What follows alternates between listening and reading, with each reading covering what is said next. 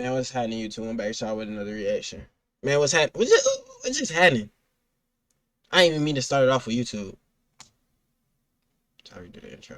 I'm not redoing the intro. I'm sorry. But I wanted to watch his new Monique Club Shay Shay interview. Pull up. Alright, let's get into it. Woo! Someone said ShannonSharpe. He be going crazy right now.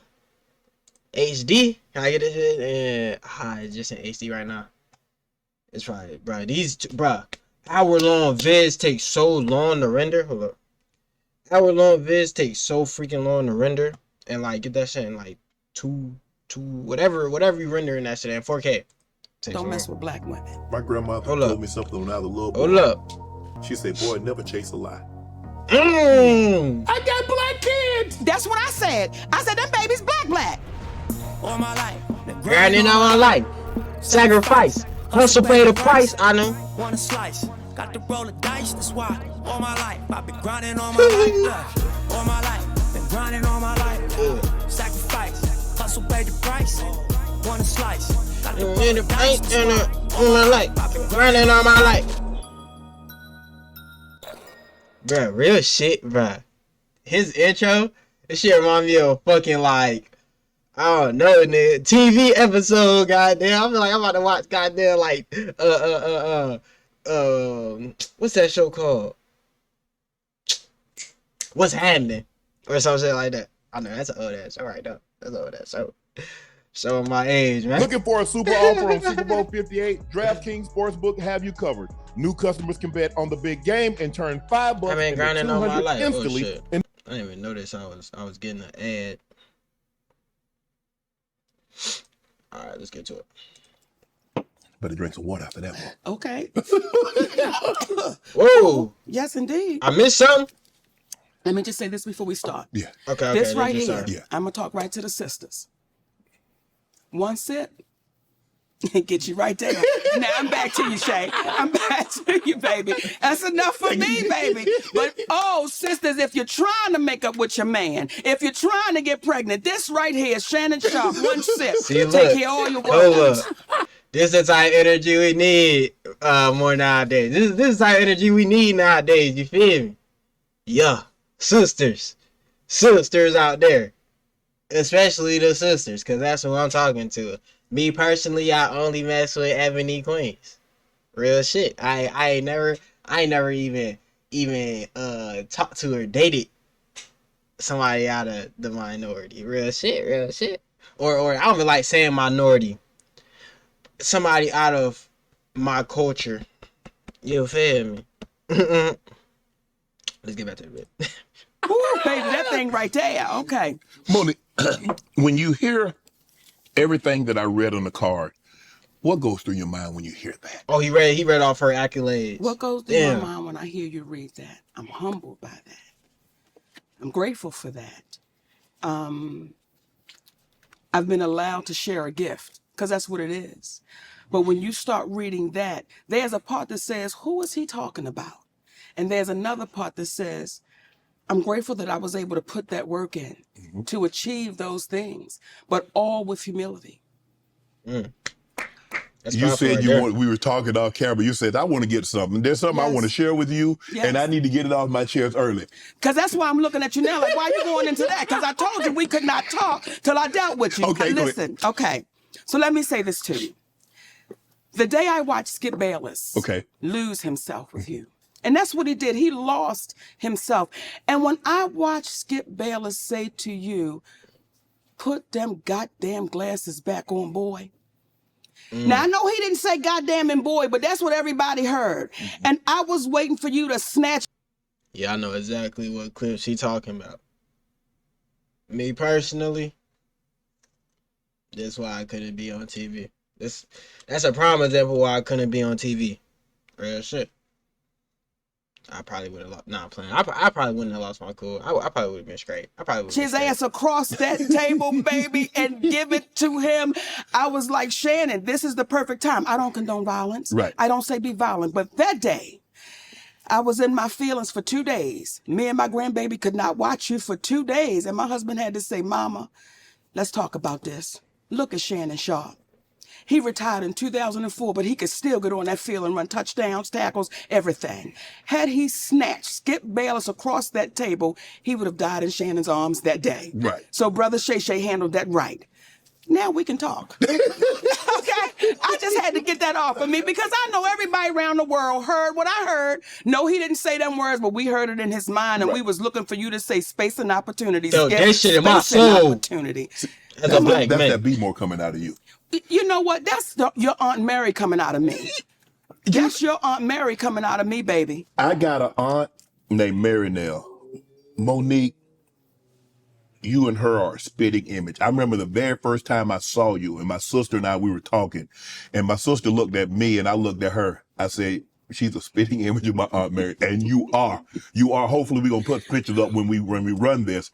So you're from Baltimore. Yes. And I read everything that I read. When you were growing up in Baltimore. Yeah, we don't got no photos. They ain't put no photos up. Just what I'm doing right now, baby. You dreamed of this. Just when I tell you, Shannon, from a little girl, I always wanted to be famous. Okay. Because I saw the Jackson 5. Okay. And I saw people screaming for them and hollering. And I'm like, damn it, I want them to scream and holler for me, but I couldn't sing. Right. But I knew somewhere I was going to be famous. Right. So I prayed to the universe, just let me be famous.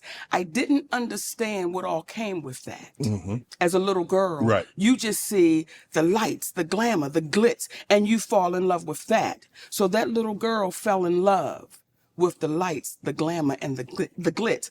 That little girl fell in love with a woman named Oprah Winfrey on a local talk show in Baltimore called People Are Talking.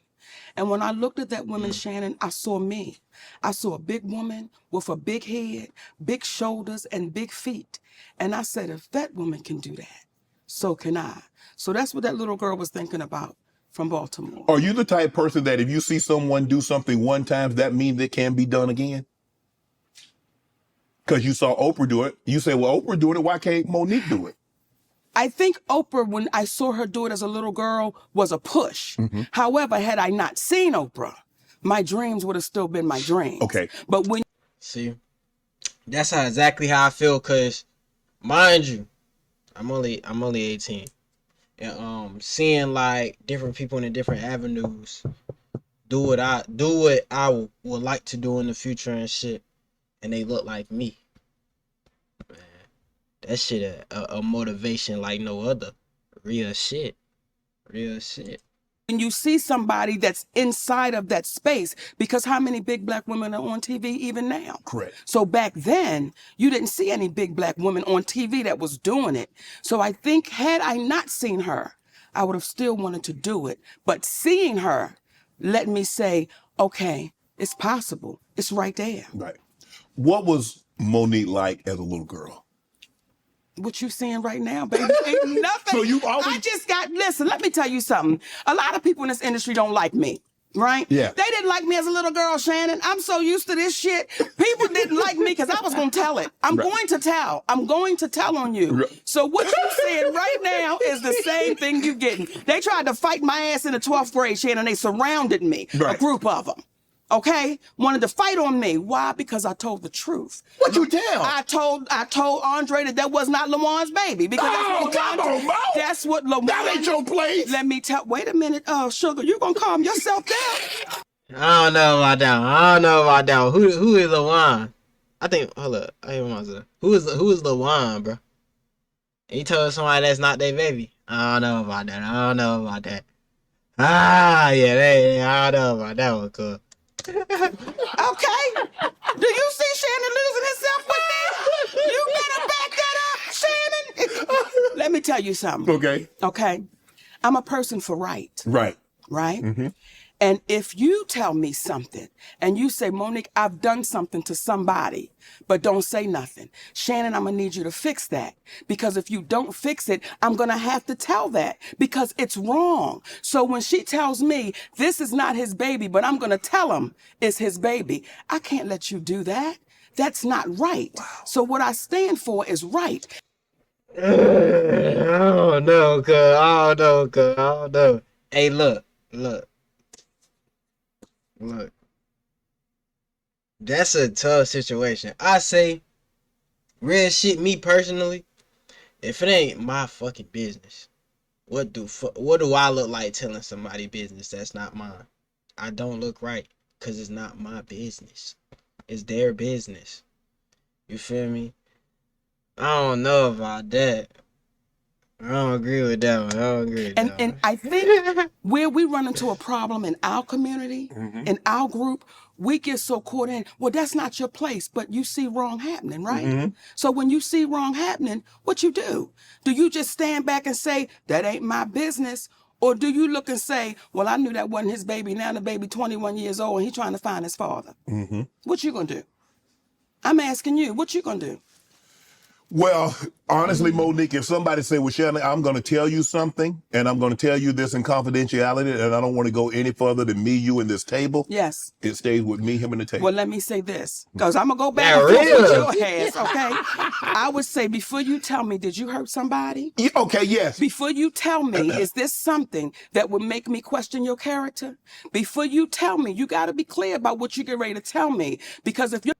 It depends. It depends, man. It depends. If I'm sitting across from my day one, my motherfucking dog, it's some shit just won't fly. Some shit just won't fly. Depends on what he's telling you. Okay? It's some things that cross that boundary of, nigga, what the fuck? You feel me? Anything to do with kids. Anything to do with kids. Anything to do with hurting one significant other, anything to do with harming of a family member, or just straight reckless behavior. If he over here putting 2 switches on a fucking broomstick, walking down the street taking niggas out, then okay, you would have to take steps further towards that to get him the help he needs. You feel me? But he telling me he beat somebody up, cause he beat old dude up cause he was texting his female or some shit like that. I ain't about to go tell him, my nigga. Or he be like, oh yeah, I don't know, bro. You can't be telling people business, bro. You can't be telling people business. Hell nah. Hell nah. You gotta let people handle their shit. You're getting ready to tell me something, and I know that you've done something wrong. I know that you're wrong, and I not say anything. That's why people are allowed to keep harming people for years to come. See Harvey Weinstein? Yes. Well, there's a lot of people that knew what was happening. But they felt it wasn't their place. It wasn't their place. Right, until it becomes you. So I think the moment we get into a space, and I was in the 11th grade at the time, right. Okay? But when we get into a space where we say, listen, if I know you're doing wrong, and I take a position that's not my place, eventually you will succumb to what you support. What was your relationship with the young lady that told you this in confidentiality? I'm not going to focus on, I was in 11th grade, now I'm 56. But when she told me, I told her, I'm going to tell. See, I'm that. I'm going to. What? Oh, ain't no way, bro. Ain't no way. Like, for Shorty to be telling you some shit like this, y'all gotta be close.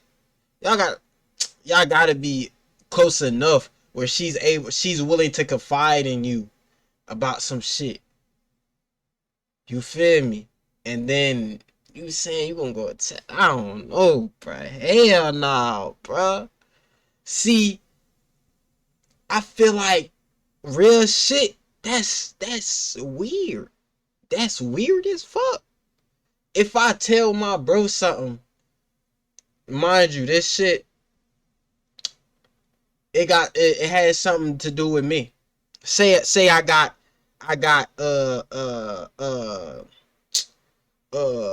booty bumps. Say I got booty bumps, right? I tell my fucking bro, nigga, say I got booty bumps, right? Got booty bumps, and I fart on somebody's pillow. On the couch pillow. And then the dude, whoever on the couch, they lay on that pillow, right? And I told my day one right to, I'm like, yo, yeah, you know what I'm saying? You feel me? I give him the scoop.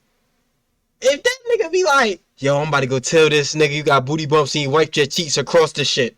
Nigga, what? Don't do that. Nigga, I confide in you to tell you some personal shit that I ain't want you to share with nobody. Or share outside of this conversation that we having. You feel me? To tell him what you said. Nah, so we bro. clear. I'm going to tell him what you said. Look, and back to what she was saying about, oh, you okay with the shit that you allow. Or some shit like that. Cause he ain't telling old bro about my booty bumps don't mean that nigga got booty bumps. Because that's not right. Oh my goodness, Mo. See, I think that's the problem that we're dealing with right now, Shannon. Okay. When we know something is wrong. Everything Cat Williams sat here and said. Right. We all know it to be the truth. However, we get so caught up in, well, I ain't gonna say nothing. Right. Well, can you believe he said it? Or can you? Or it's the messenger. It's the messenger, baby. We get so caught up in the messenger that we'll overlook the message. People have a hard time hearing a 5'5" giant tell the truth. People have a hard time with a black woman over 200 pounds tell the truth. Because people that look like us, we should just be grateful we got invited to the party. Right. We should just be grateful that someone paid us attention. I've dealt with that my whole life. I've dealt with that. So when you get to a space where you say, listen, I want to be free. I want to be free. I don't want to walk around intimidated, scared, fearful. What might happen? What they gonna what they gonna say? What they gonna do? If it's your story and it's the truth, tell it. Because what you can do is be in a position to prevent it happening to someone else over and over and over again. So if I go back to the 11th grade with that sister who's no longer with us, rest her with that sister, I would do that again. Because if you tell me something and we know it's wrong, but you're going to pin that on somebody else, is that right? No, it's not right. And what would your Aunt Mary do? Man, Monique, I swear, Monique. You're not answering my question. What would your Aunt Mary do? Man, real shit. That's a tough question, bro. Bro, I feel like I don't know. Just that scenario is tough. That scenario is tough. It's like that. Keep it. Well, she gonna tell it because she's gonna tell anything anyway. So yeah, they probably know not to tell her. But that's why you love Aunt Mary, because Aunt Mary kept it in check. Yeah. Even though you didn't want to tell her, Right. she was gonna tell that baby, you know that's not your daddy. Right. We're not gonna play like that. You love Aunt Mary. I do. The uniqueness of your name, M-O hyphen. Most of the time, Monique is a singular. It's not M-O hyphen. What was that like? Because people say, oh, you trying to be different. You trying to be bougie. You know good well you spell your name Monique like everybody else spell Monique. I do. That's my stage name. When I'm not on stage, my name is M-O-N-I-Q-U-E. When I'm on stage, it's M-O, the little hyphen, N-I-Q-U-E. That's just entertainment. Did you ever think about changing it to the hyphen? No. On stage is one person. Off stage is somebody different. And sometimes we get the two mixed up. Right. On stage, I am an entertainer. Right. Off stage, I'm a wife, I'm a mommy, I'm a friend, I'm a sister, I'm these different people, but I keep that stage on the stage. How much of stage is actually Monique? That's good, Shay. That's good. All of the stage is Monique, but there are certain things Monique's gonna say on stage that she wouldn't say off the stage. There are certain things. I don't know. Me personally, that's to me, that's Two-Face. To me, my opinion. I feel like anybody, if you gotta change your style of speech in any part of your life, whether that's at work or at home or at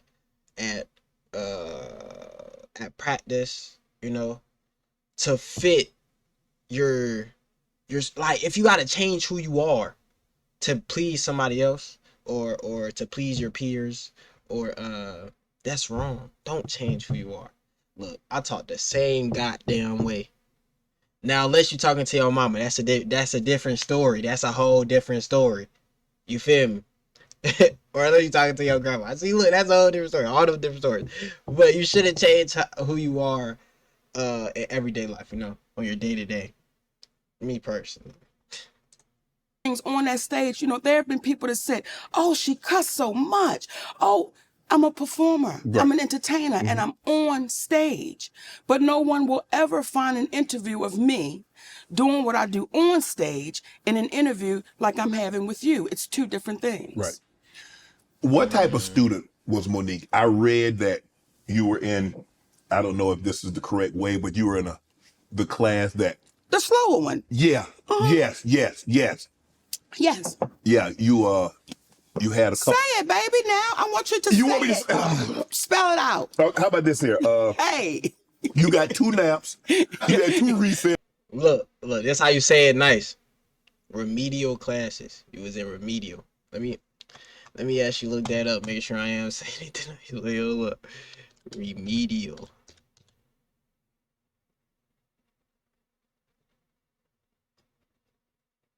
Okay, no, I did that one. Oh, wait, no. Hold up. Yeah, see, look. Remedial education is the concept of reteaching basic fundamental skills to students who have consistently struggled in core academic areas to help them succeed in their current grade level coursework. Told you. Remedial classes. Okay. You stayed in the same class. Okay, but I did not wear a helmet. Okay. Now, since you want to go there, I did not have to wear that helmet, baby. So, yes. Mon, as I sit here with you today, you didn't all of a sudden become this advanced. Why were you in that class? I'm not going to play with you, Shannon. Okay, some of them damn words Cat was using, I was like, what? I said, oh, he's sucking it to him. You know, I never connected with school because I always felt like it wasn't adding up. So when you're trying to teach me about the Boston Tea Party, but people that look like me is at the bottom of the boat, I can't connect to what you're saying. I never connected to, because I always felt like something was off. When they were teaching me about history, we were always the savages and we were always the bad people. And then you saw these white people be all the heroes. And as a little girl, I said, something's not adding up. So I don't look at that as a bad thing. I just didn't connect with it. It made no sense to me. So you never had a problem with the learning, but the disconnect was what they was teaching and what you actually saw. You like, what you teaching me is not what I actually see. You know what, Shannon? It's a combination. Okay. It was a combination, okay? I wasn't grasping it and I didn't believe it. So it's a combination. And when you have a child that is full of energy and is sitting in a classroom that is closed in all day long and you're trying to tell me all that I'm not. It just did not add up to me. It just did not make sense to me. So there's no shame to it. When people say, was you in the soul class? Yeah. You know, we colored. So when you... Hey, baby, we colored. But don't overlook what you don't think is the package supposed to be. Right. See, again, we come back to the messenger. Nobody thought that I would be. And I'll go to my family. Like nobody thought, not the fat one. She's not going to be the one, not her. So I've been used to people doubting and counting me out. And for me, as that little girl, it's like one day, and that one day is right here. Even your family. So how was your family? How was your brothers and sisters? Because I mean, look, I got a brother and sister, and you know, we joke with each other, and I can imagine if the situation were, if one of us was in those class, we gonna get them jokes off, Monique. It is what it is. No one paid enough attention. Really? Like no one paid enough attention because though we... Man, fuck what your brother and sister gotta say. Them jokes you could take, but when you get in, goddamn, talked to by your mama, she talking about kill. This how my mama would have said it to me if I was ever in remedial classes. She would have been like, Kelvin. Now, do you want to be the one who see all your friends graduate and you still in the same grade? Oh, me, that's what my mom would have hit me with. Oh, me. Or she would have been like, look. Or no. What really would have happened, probably would have got a call home. Then my mama would have been like, yo, you want me to come sit up there? I'll really come sit up in that classroom. And every time you laugh, I'm going to be right behind you. What's funny, little nigga? Yo. Lived in a household together. We were very individual. So no one even paid attention to what was really going on, and to include my parents. And that's not a victim story. That's not, oh, woe was me. It's just what it was. So it wasn't like, oh, you dummy. The jokes were always fat. They were always fat jokes. Mm-hmm. Well, okay. So I'm so used to that. But Are you the only one in your family this baby, the only one that sneaks snacks. I'm the only one that'll sneak them damn snacks, Shannon. Right. I'm the only one. Yes. So what would you say your relationship then and now was with your family? Well, my relationship now with my family, they're my biological family, and I wish them well. What? Here's the thing. Them key choice of words. They're my biological family, and I wish them well. See, when you gotta add synonyms. I hope I'm saying that right. If I'm not, I apologize. When you gotta add adjectives, I hope that's right. Look, I'm in college, but that don't mean shit. No. If you gotta add that shit to the beginning of the word to add emphasis on the next one, right? It changes the dynamic of what you're saying. Like, if somebody says my biological father, they do not like that nigga. If somebody says, oh yeah, my dad, he cool with him. But if they say my biological father, you talking about my biological one? Yeah, you're cooked, nigga. You're done. I watched you do I think it was like a little clip, and they were talking about interracial dating. Yes. And you said, why would somebody stay where they're miserable? Right. That applies everywhere, Shannon. Okay. It just doesn't apply to that, especially in our community. We've been taught, take care of your family, make sure. Well, there are some families that deserve it. And there are some families that you have to say, listen, I'm so glad we had this time together. Mm-hmm. And that's it. Yeah. That's where I am with mine. I wish all of them the best, but that's what it is. Yeah. So even as I sit here with you now, with all that's going on in Hollywood and all of the stuff I had to go through, I've already been through it with people that you call your family. And I have to say, you know what? That has to just wash off when I know what I'm standing in and what I'm standing on. You're absolutely right, Monique. My grandmother used to always tell us, she'd say, son, teeth and tongue may fall out, but family never should. And she stood on that. No matter what transpired in the family, no matter how bad someone had treated you, you should never fall out. But hearing you say that's different, because just because we're blood, that doesn't mean we're family through blood. But sometimes it's somebody on the outside that's not blood, that's actually closer family than the actual biological. We've been taught to say trauma is okay. We've been taught to say you mistreated me, you abused me, you violated me, you disrespected me, you belittled me, but I'm supposed to look at you at Thanksgiving and say, how you doing, Unc? That's what we've been taught. You swallow that pain. That's why people have such a problem with Cat Williams. People have a problem with people that says, I'm going to tell the truth. I'm going to tell the truth. And that causes a ruckus. And you would say, why are people upset with the truth?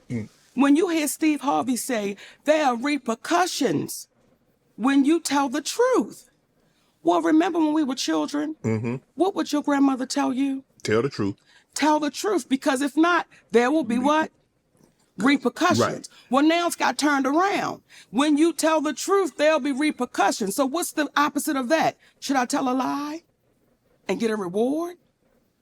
So that's how we're rolling right now. That's how we're dealing with one another right now. So when it comes to family and people saying, oh, Monique, how could you? Listen, I want to live the rest of this journey that I have in peace. I want to be with my family, in love with my man, he in love with me. We watch our babies grow and develop their own families. I don't need anything in the midst of that, because you family, that I should accept that trauma. I should accept you not taking accountability for what you've done, what you've said, and we just washed the slate. That's why we're in the position we are now as a community, as a Black community, as a community in entertainment. Everybody's been so afraid to say, look what they did to me. Look what they said. And it's like, oh, well, listen now, we don't want to ruffle no feathers, especially if the messenger doesn't fit what people should think the messenger is supposed to look like. Right. And we keep repeating history, Shannon. Is it a situation, Monique, where people look and say, well, you made it thus far? Well, it couldn't have been that bad, because if it has been as bad as you say it is, Monique, how would you have ever gotten out of B-More? How would you have ever gotten into Hollywood? How would you ever have a talk show? How would you ever be on a sitcom? So how is it that bad, Monique, and you end up like this? You know, when you first got in the NFL, Yes, ma'am. your eyes were like this. Yes. And it was, oh, I made it. I'm here. Right. And then after you start getting in it and you started seeing things and you started feeling things and now your eyes start getting a little closer, because now you're understanding what the business is. Right. So when you first walk through the door, you're walking through the door saying, come on, baby. Oh, this is all I've ever prayed for. And when my baby Cat Williams sat here and said, no one's ever gone out to LA and got a sitcom like that.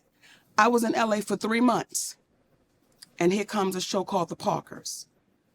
And there we go from there. It took off from there. So I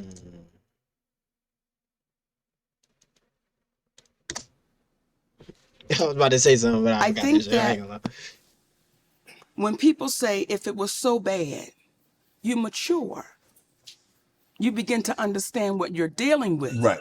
You begin to understand what you're in the midst of. Man, whose phone is that? You understand it is when you Turn can that speak shit off, on man. it. Right. But before you really know what you're looking at, how do you speak on that? Right. Because when you first walk in the door of Hollywood, you have everybody telling you, oh my goodness, you're going to be amazing. Oh my goodness, this is going to be incredible.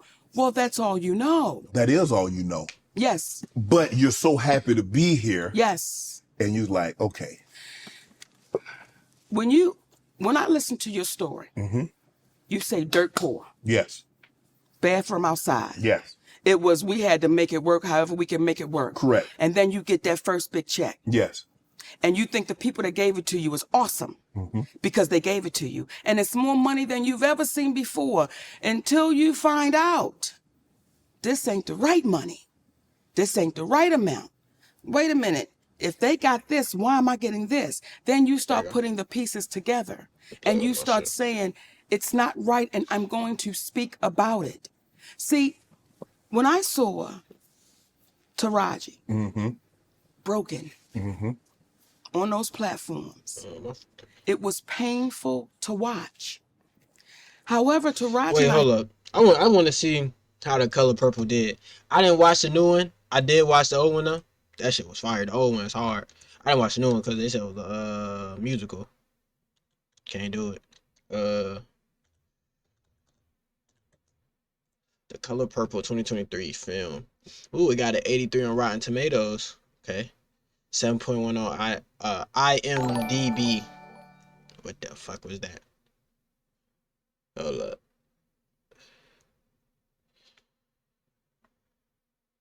Thank you, The Beautiful Lie for this Thank you. That shit really do me something. Real sad. It did 64.1 million in the box office. What was the budget? 100 mil. Ain't even break even, cuz. When that shit dropped. The color purple.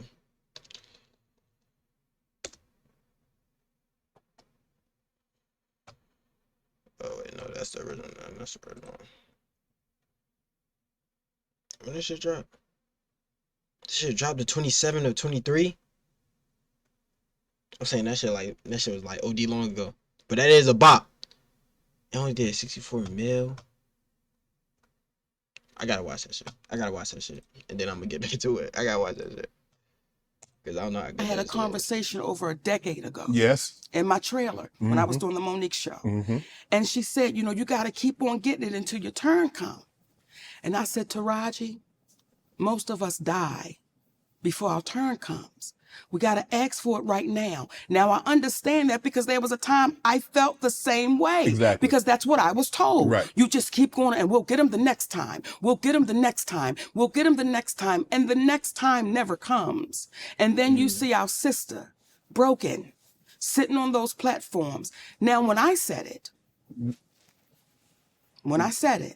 why didn't it get the traction when you said it that when she said it? Now all of a sudden everybody is coming, and I don't have a problem. I'm glad. Yes. But if you said this a decade ago, and I remember you saying it over a decade ago, why didn't it get the traction? Why didn't it get the support? Why wasn't it propped up when Monique said it? I think there's a few reasons why. Number one, it was the messenger.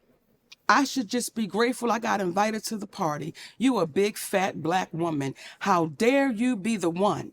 And then on top of that, you're saying names. You're saying Oprah's name out loud. You're saying Tyler's name out loud. You're saying Lee's name out loud. You're saying Lionsgate out loud. That's not what we do. We say they. We say the people. We say the studio. We say the producers. How dare you actually say our heroes' names? You're very specific. These are our heroes. Wait, hold How on. could you say Was she in the Color Purple?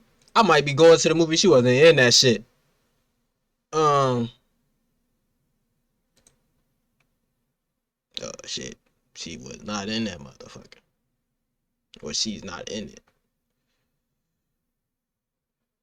Wait, Oprah. Man, her in that shit. Alright, that motherfucker. Nigga. I'm gonna watch that shit. Nigga.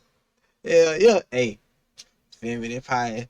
I hope this video do good, but if it do, and y'all send this shit to her, like, if you see this,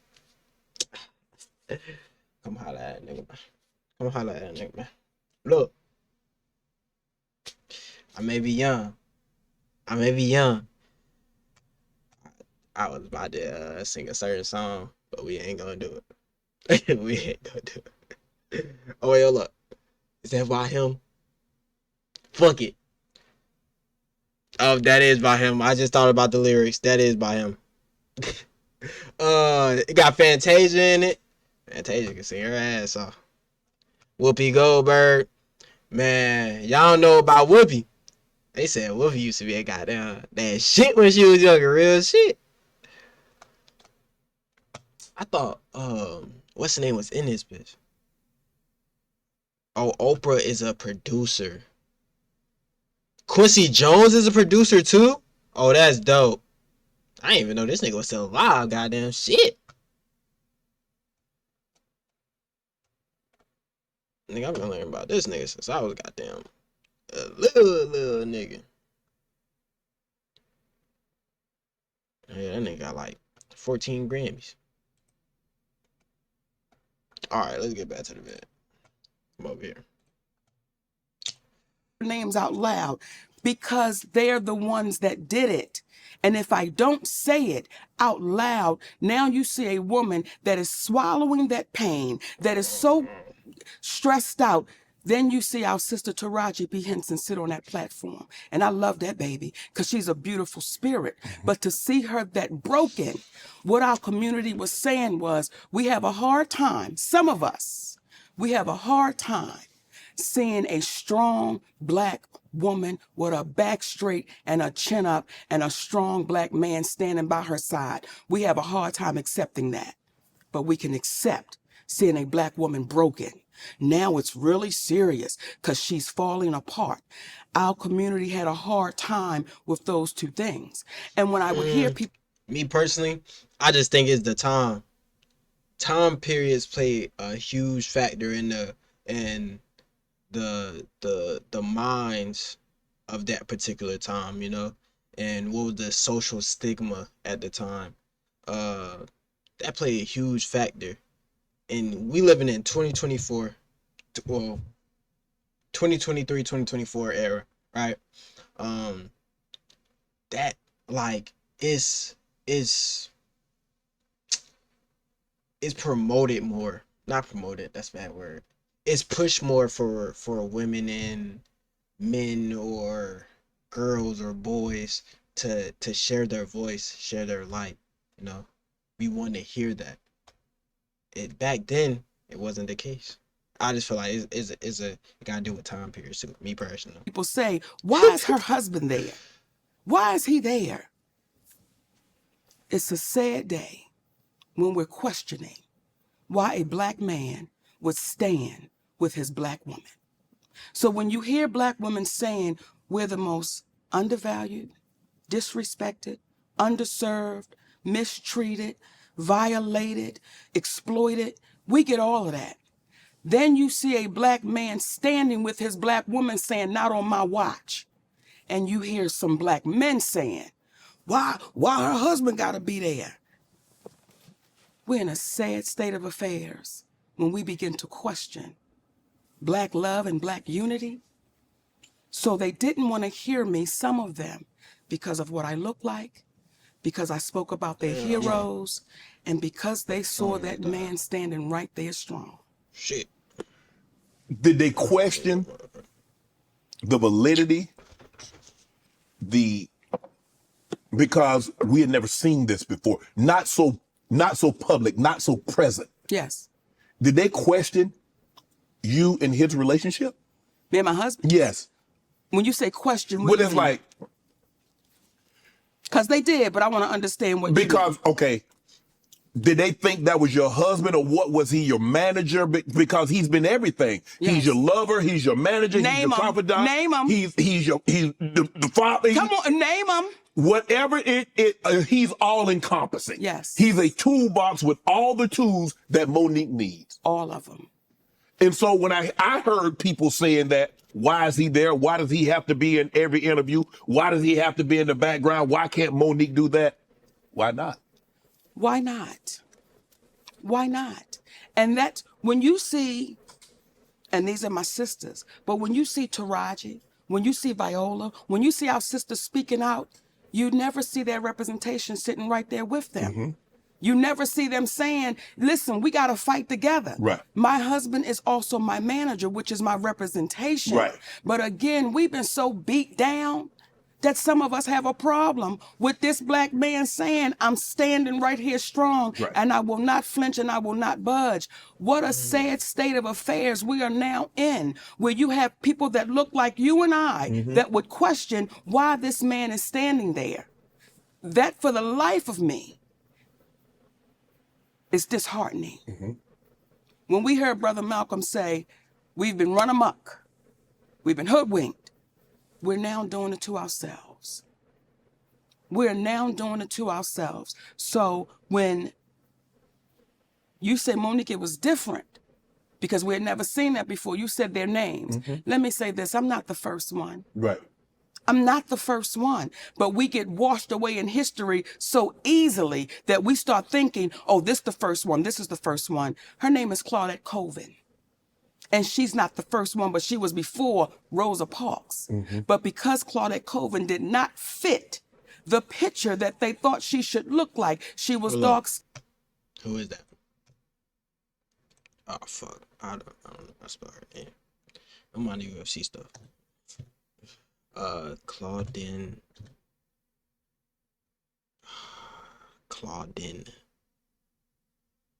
I'm spell her name wrong. Claudine. Cole. Is it Coldwell Banker? I don't know that.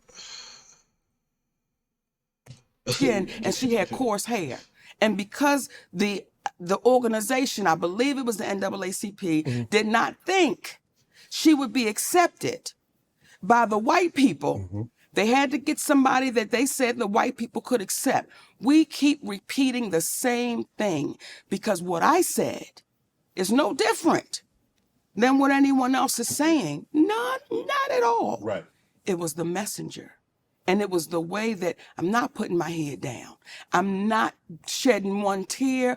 I'm not going to say, I don't want to say their name because I might get in trouble. I'm going to say all of it. Right. Because when you really think about that little girl coming behind you, what I don't ever want that baby to see is me broken. I don't want her to see me falling apart. And I understand it. I understand how it can happen, Shannon, when you may not have a foundation at home, Correct. When you may not have that man at home or that woman at home, whomever, that support person saying you're not crazy. Right. I got you. Come on. We're going to go through this. We're going to get through this. So for us, if we start taking things for what they are and get out of our emotions, we will be so far along. Do you believe punishment? Punishment is not only meant for the perpetrator, but it's also to deter others from said acts. You see it.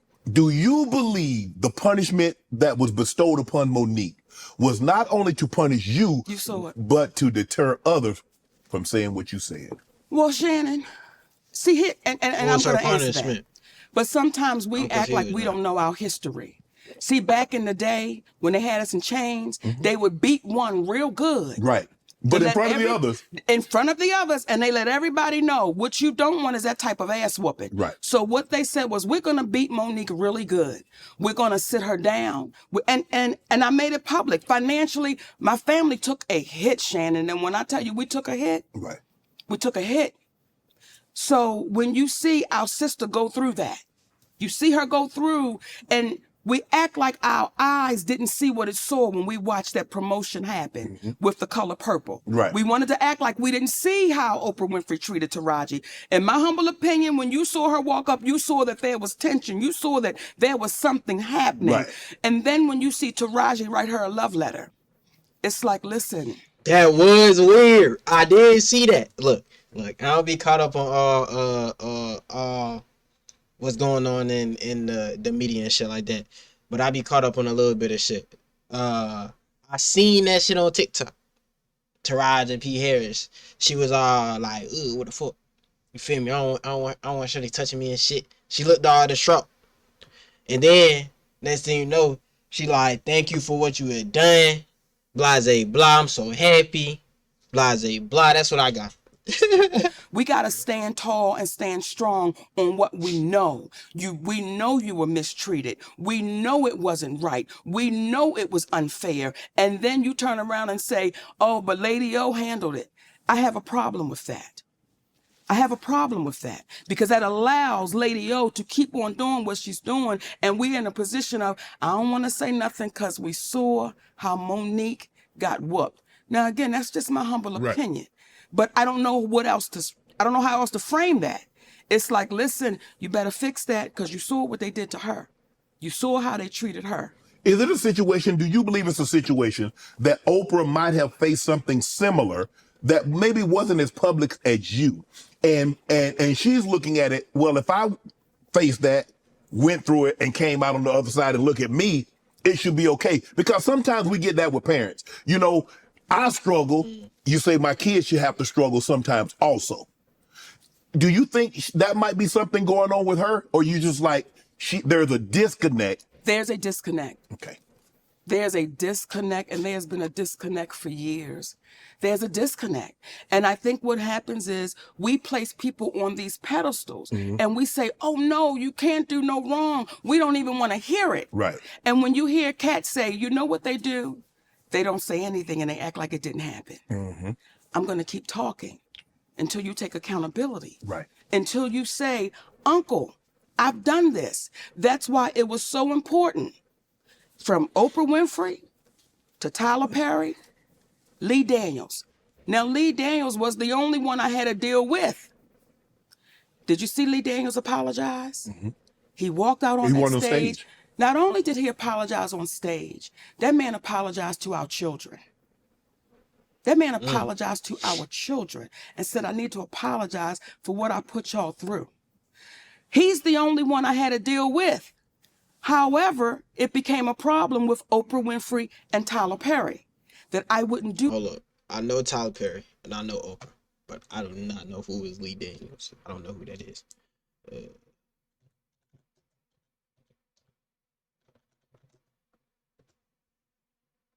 Lee Daniels, he's an American film producer and director. What movies?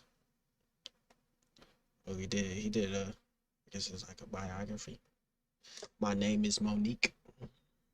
The Butler, Precious, I know the Empire. I know that one.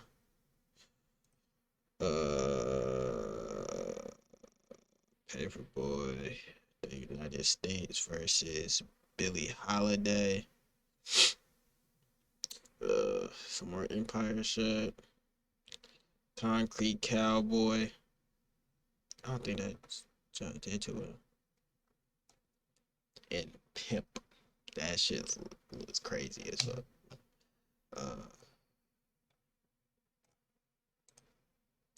Do something and work for free. Now, when you say, well, maybe Oprah feels like she came through it, why can't you? Right. Well, there's a story with Oprah Winfrey when she was on the show, People Are Talking. Richard Sher was making $55,000. She was making $22,000. These are her words. It was her co-host. She said, I had to leave because they wasn't paying me fairly. Now you say a black woman Shit, that's a lot of goddamn money. who did nothing wrong, and you're in I the get it. midst of this situation because she called me, Tyler Perry called me, Lionsgate called. When you were on the phone with my husband, you said, I agree with Monique. I agree with the position she's taking. But when it came time to say it out loud, Oprah Winfrey went totally silent.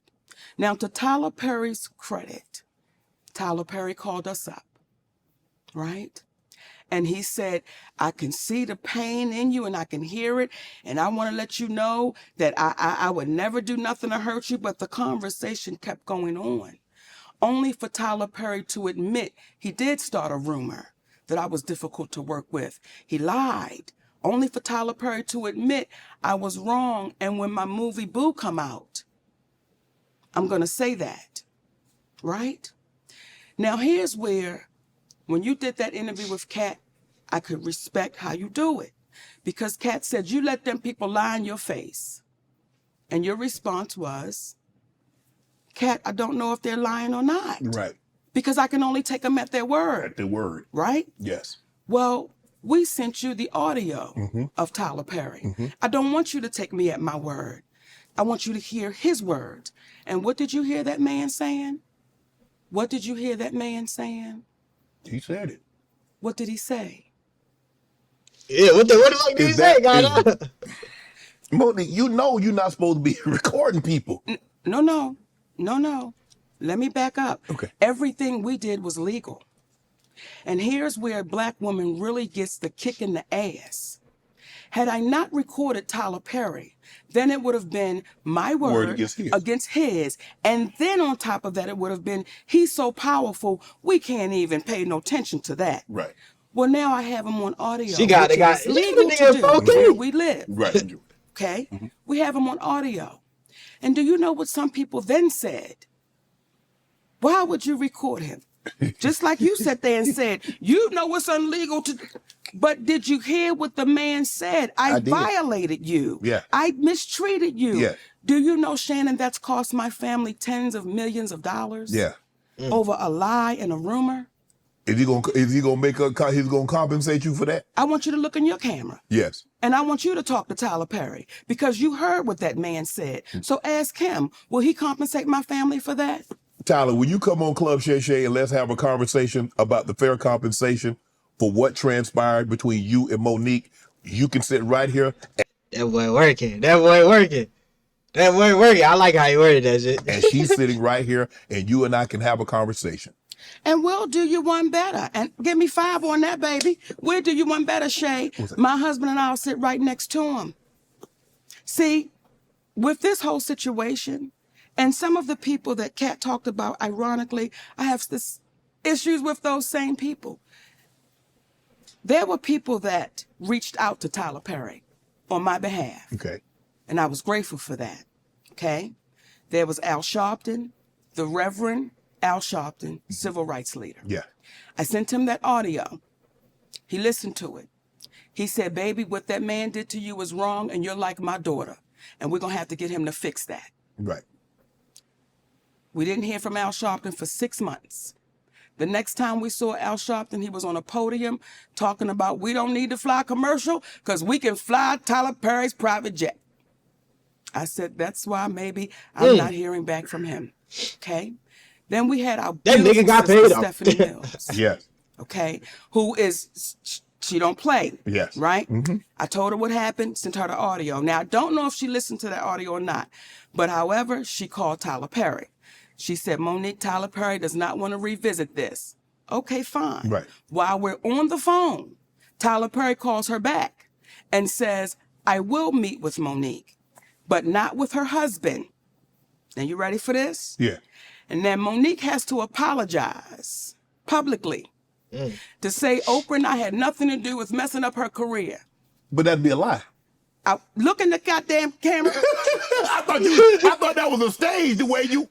Look in the camera. Yes. Because you heard it. Yes. Right? Yes. So when you hear what this man is saying, so I said, Stephanie, tell Tyler Perry, never will I meet with him without my husband. And I owe no apology, so I'm not going to give one. That goes away. Kevin Hart. Now, you know when Cat Williams said gatekeepers? Yeah. Kevin Hart, I do his podcast. Yes. And I want y'all to re-listen to the podcast so you can hear it for yourself. When he first comes on, he says, listen to that, Jen. You're like my mother. You're like my aunt. You're like my sister. Okay? Mm-hmm. Then we do the podcast. We speak about the Tyler Perry situation. Oprah Winfrey, he said, I don't really know Oprah, but I'm going to reach out to Tyler. I appreciate that. Kevin kept his word. He reached out to Tyler Perry. Kevin Hart called me back about maybe a week or so later. He said, Mo, I talked to Tyler. He said he don't want to revisit it. He said, but I tell you what, let's move past that, Mo. Let's just move past that and let's just do great things. So whatever That's what Kevin said. I want you to hear me, Kevin Hart. Let's move past that, Mo. Let's do some great things together. Don't even worry about it. Whatever y'all want to do, I will partner with you. I'll executive produce with you. You just let me know what you want to do. Now, let me say that before we go any further, because I want to make sure I give Kevin Hart his proper credit. When my family was up against the wall, Kevin Hart wrote us a check and said, here you go. We're forever grateful for that. When we were able to give it back, we said, brother, we appreciate you with some interest on top, because I don't ever want nobody to think me and my husband. So I want to make sure I put that out there. That brother really helped us out when we needed to be helped out. Then when he came back with, I got you. I didn't ask Kevin Hart to do anything. He said, I'll executive produce. I'll partner with you. I said, good shit, Kevin, because we're in a deal with Endemol. And we're trying to get our talk show back. Mo, whatever it is, I got you. Now, Kevin Hart is one of the biggest entertainers right now in the world, Correct. right? And was then. We got off the phone with Kevin Hart. We called Endemol immediately and said, Kevin Hart said, whatever we want to do, he got us. He's going to partner, executive use. They was like, oh, this is incredible, because when you put Kevin Hart's name on it, you already know what it is. Correct. 2 weeks go by. Mm-hmm. We get a call from Endemol. Endemol says, we just got a call from Kevin Hart's manager, Dave Becky. And Dave Becky said, Kevin doesn't want anything to do with Monique. So whatever she told y'all, he doesn't want to do anything with her, nothing. You know, he doesn't want any kind of relationship with Monique. So what changed between the 2 weeks and when, and plus he gave you a check, you gave the money back? I can tell you exactly what changed. Nigga manager, no, probably his PR team is like, look, Kevin, look, we ain't got you in the dough. We ain't got you in the dough, nigga. Can't be doing no shit like this now. She hot. She hot, way.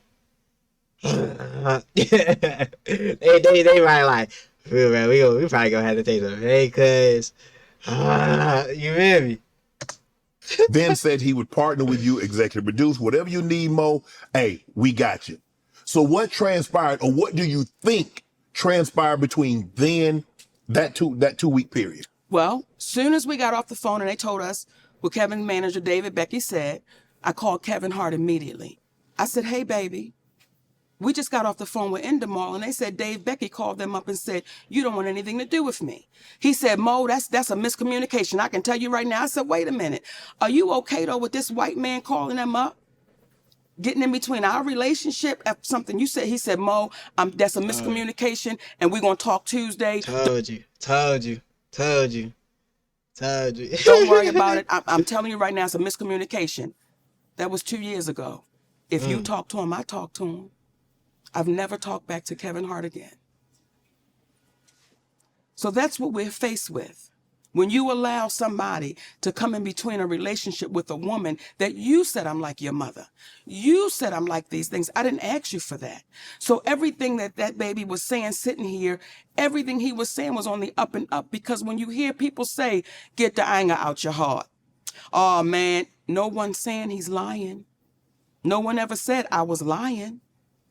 It's so easy to discount and devalue because of what we look like. Right. However, when it comes to Tyler Perry, I will not allow you to discount or devalue, because that is your voice on that audio. Mm-hmm. Remember on Good Times when Penny's mother was whooping up on her and she had recorded it? Mm-hmm. That's you on tape.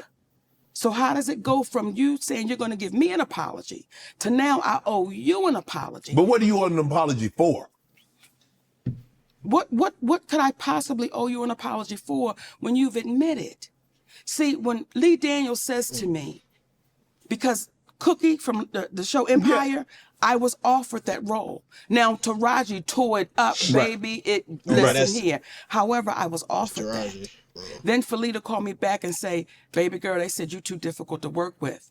But you hear on the audio that a man told David Talbot I was difficult to work with. Do you see how that cost my family? Yes. And with no accountability because, oh, it's the great Tyler Perry?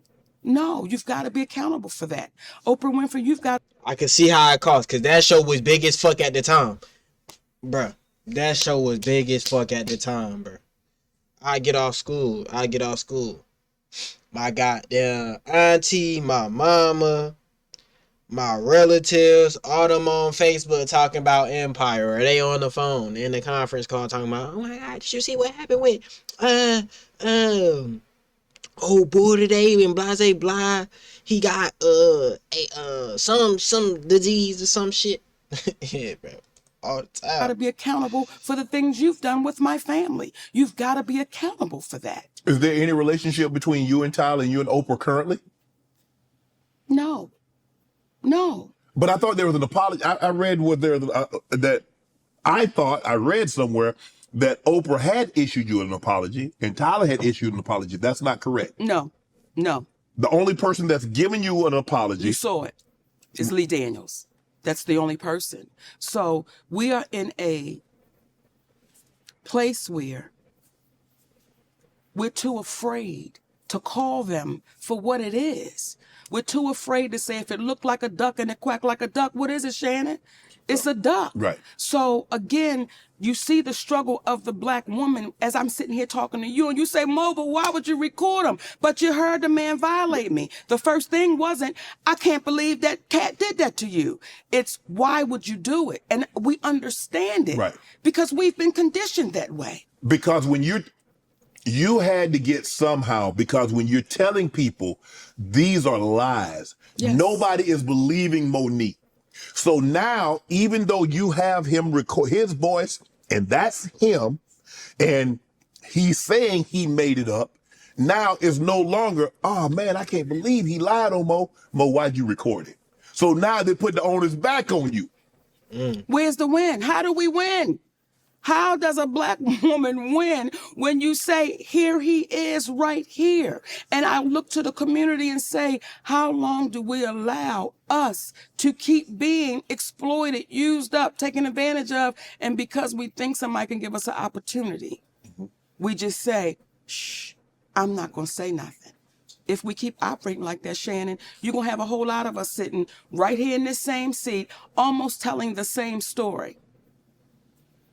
Why do you think Tyler is afraid to meet with you and your husband? Why does it need to be you one-on-one when he meet with other representatives and their client? What is it about you that he feels it needs to be just you and he? Does he think your husband is some kind of negative influence on you? He thinks the husband is saying things that Monique probably wouldn't say if I just had an opportunity to talk to her one-on-one. What do you think that is? Let me say this. Excuse me.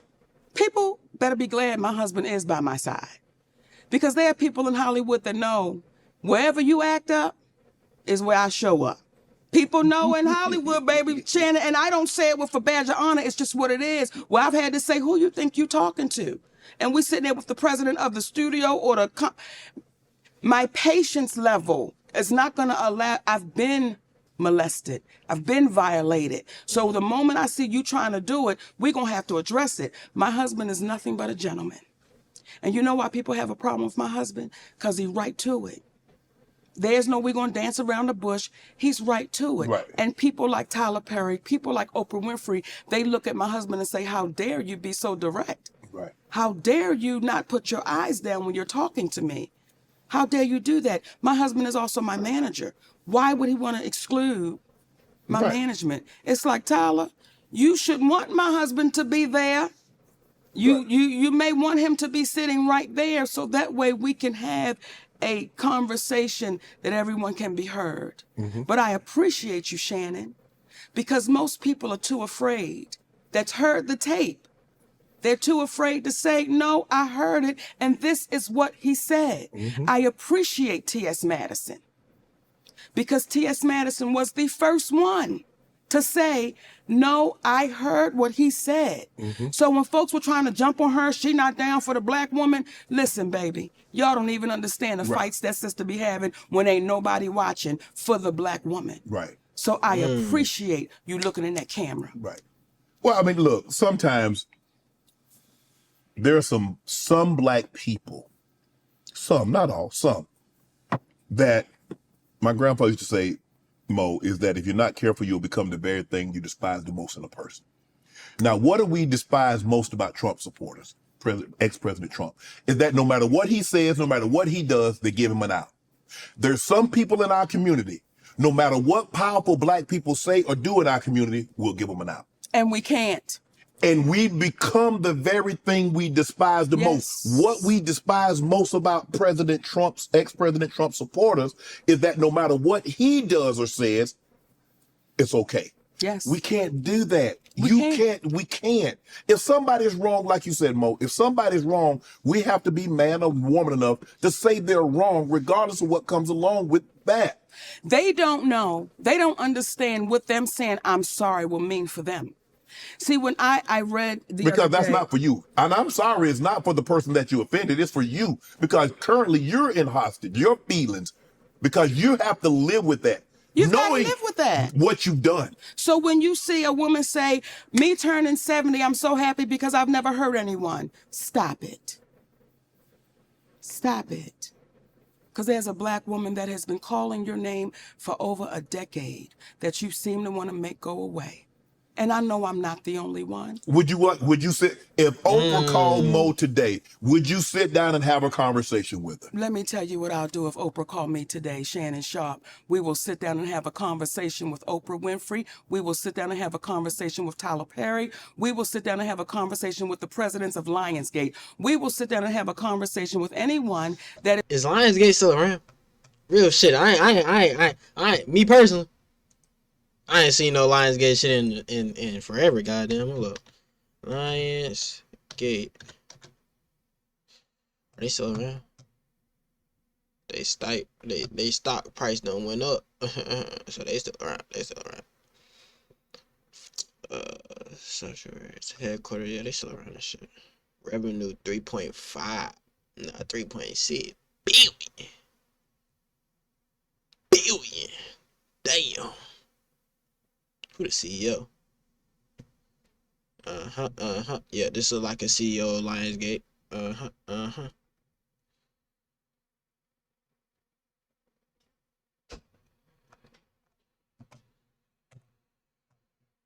get back to it.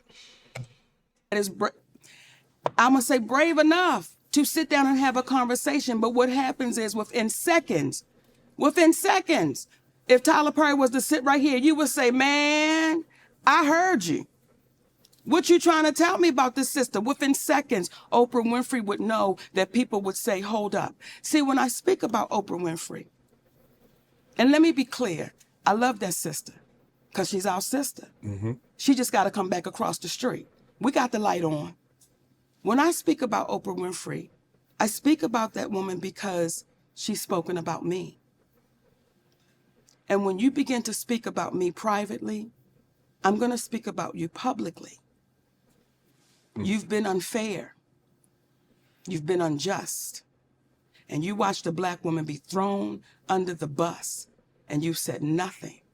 And here's what's interesting as well. My husband was saying to me, after I won the Oscar award, right? Mm-hmm. And she had the people come, to talk to the Oscar winners. And I go on the stage and I talk to the Oscar winners. Well, when we go to a commercial, the people in the audience, and I say this humbly, as my husband was telling me, he said, Mama, they wasn't screaming Oprah. They was screaming Monique, right? So much so, I had to say, y'all gonna shut that shit up now. We get ready to go back on the air. We having fun, right?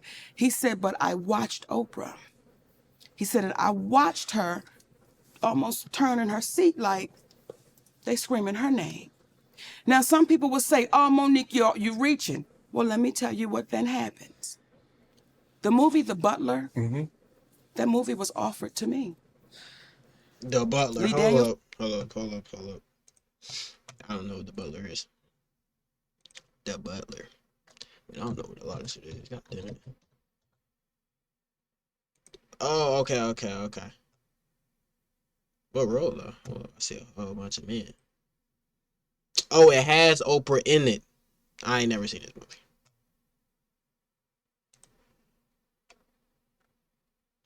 Semi-Toon Rotten. Maybe watch this shit. On this shit. I was based on the book. Yes, okay, I'm like a black writer. I fuck with that shit, man. They got a schnauzer on them now. Came out and said, I did offer Monique the Butler. But as he said to me, he said, Mo, at the time I didn't have no power and I didn't have no money. So when Oprah said she wanted it, so who played the lead role in The Butler? Oprah Winfrey. Lee Daniels was getting ready to do a biopic on Richard Pryor, and he offered me the grandmother. Who then calls Lee Daniels and says, I want to be the grandmother. So as you're looking at me, it's the same way I'm looking at that sister. And I'm saying, why don't we sit down and have a conversation? Because the way things could look, it may not be that way, but just the way things look, Oprah. Just the way you would have my family on your show, Oprah. One might say, Mo, well, I mean, if they're looking for a black, Big, go ahead and say it. Shannon's so careful with his words. He want to say fat black woman. If the role looking for a fat black woman, Mo, but he was like, but I want to keep my podcast, Mo. Y'all ain't finna cancel me. This why we love you, Uncle Shay Shay, because we want you to say it, a fat black woman. Now, me and Oprah fit the damn description, Shay. Fat black. Don't we fit it? You do. But I'll be right back in the I'll be your neighbor up there where you live at. Listen here. So, are you lying? No. Now, I'm not going to have your big ass sitting here in the Hall of Fame and you scared to say shit. Okay. And I want to excuse myself for any of the babies that might be watching this, because I wasn't going to say no spicy things. But Shay Shay get me wrong now. Come on, Shay. one might say, or people might say, well, Mo, I mean, the role calls for a heavyset black woman. You, Oprah, y'all fit the roles. Yes. How do we know that she wasn't offered the role at long, and people think that she's better, more qualified than you? It don't work like that, Shannon. You can't offer me. Once you say, I want you. Right. That's what it is. Okay. Okay? Yeah. But I don't have the money to fund a production. Right.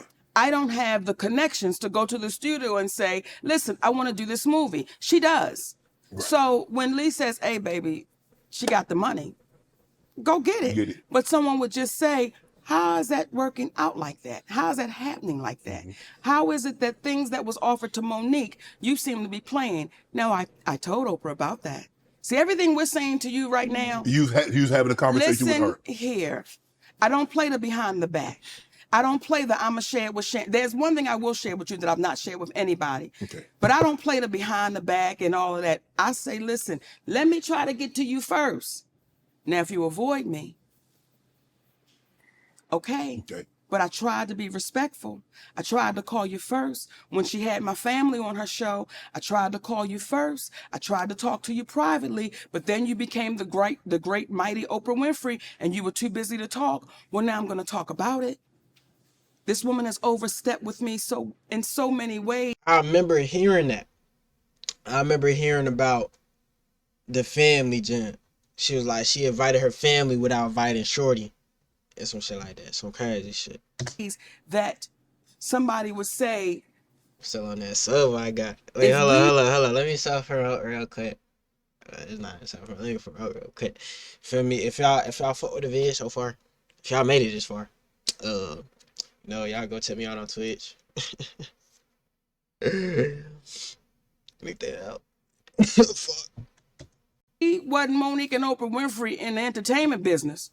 And we was Monique and Oprah Winfrey that worked at Costco. I see you in the break room. I see you at your cash register. Because she's overstepped. Wow. So, I don't know, Monique. This might be the term crossing of the Rubicon. We might be going too far. If you feel that way, because clearly if you feel this way, now Yes. I get why you feel this way. I don't know, like I said, I don't know this. I'm taking you at your word. Now, not the Tyler, because Yes. I've listened to the audio. Yes. I'm not talking about that. I'm just talking about Oprah. Yes.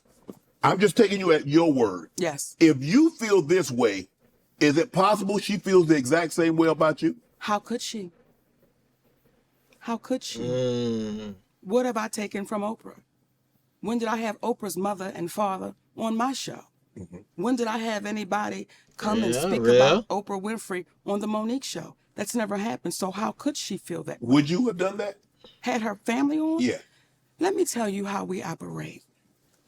When we had the Monique show, there was a comedian on there. And he was trying to joke T.I.'s wife, Tiny. My husband walked out in the middle of his set. He said, cut. He said, brother, we don't do that here. We uplift our folks. We don't play that. So no, I would not have done that. When Oprah Winfrey had my family, and I'll tell y'all, and I'm looking around, baby, because there are people here. Yes. Okay, and I don't want to be rude to the people at Shay Shay's club. You got other people in the club, right?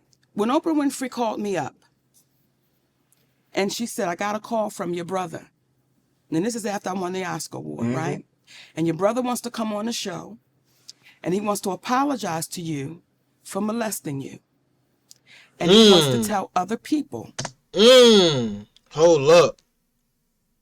They just added. Hold up. I ain't know the story now.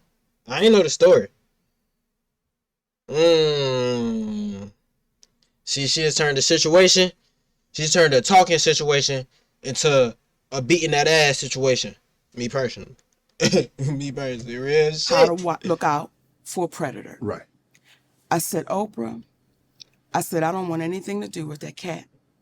I said, and then she said, well, if you want me to scratch the show, I will scratch it. I said, sis, don't scratch it because he could be a different person. And I don't want to get in the way if that cat is a different person. I just don't want no parts of it. Right. Okay? When I hung up that phone, Shannon, I was like, I appreciate that, sister. Like, she didn't have to call me. She didn't. She didn't have to call me and say, I'm going to have your brother. Right. I start seeing commercials with my mother and my father and my other brother who used to be my manager, who knew the fear that I had with the brother that was up on stage, right? We never talked about my mother being there. She never told you that. You know how you feel about your grandparents? Yes, absolutely. You know the honor and how you speak about them? Imagine you then seeing your granddaddy and your grandmama on a show, and they're talking about somebody that violated you, and that woman didn't tell you that they were going to be there. How would you feel? I would feel like you felt betrayed. That is exactly how I felt and how I feel. And it's not, oh, I'm in a... No, I understand it. But you betrayed me, sister. And I'm not the only one. Because at the time when she called you, she said it was just your brother. Just my brother. And when my mother was on that show, do you know what I had to deal with, Shannon? What's that? I would be in the store, and I would have elderly women coming up to me, and they would say, your mama ain't shit. Wow. Now, they wasn't lying, Shannon, okay?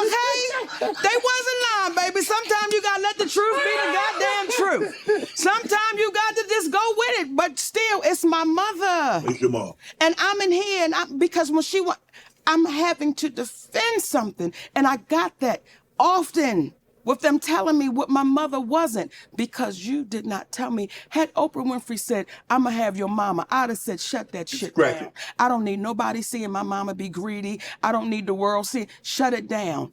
Now there's a white woman named Barbara Walters. They called her first. And she said, Monique, I told your family, I can't do that to you. I wouldn't do that to you. You just won that award. Like, why would I do that? Yeah, I mean, you're here. So this was after she won an Oscar. What did she win an Oscar for? Nah.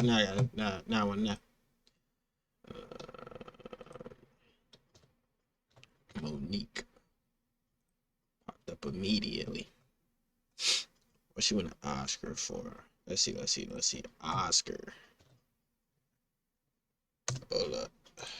That's wrong.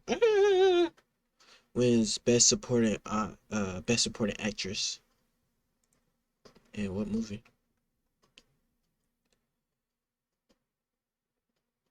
Wait, what was this? Damn, hold up.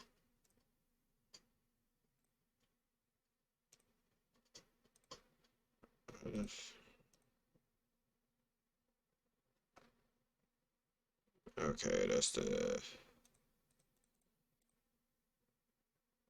Scarlett Johansson.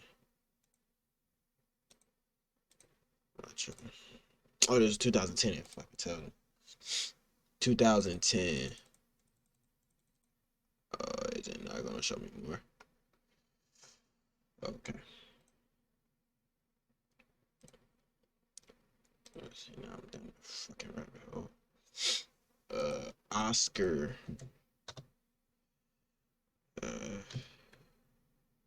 Oscar winner. Yeah, let's just. Yeah, what movie? Precious.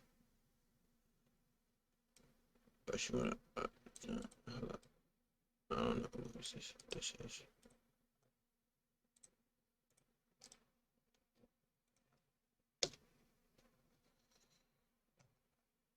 We got 92 on Rotten Tomatoes.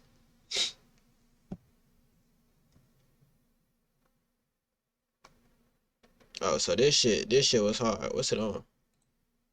Peacock. I gotta check that out. I'm gonna check that out. Let's get back to it. Here, why would I bring something that I know that you don't want to talk about? You lived it. Why do I need to replay it again? Ask her.